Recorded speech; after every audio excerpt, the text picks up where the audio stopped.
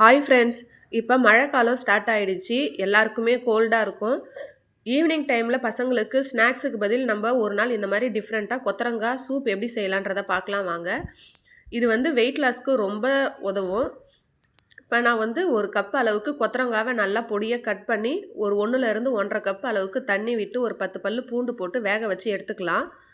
கொத்தரங்காய் வெந்ததுக்கப்புறம் நல்லா தண்ணியை வடிகட்டிட்டு பல்ஸ் மோட்டில் போட்டு கொரப்பாக அரைச்சி எடுத்துக்கலாம்.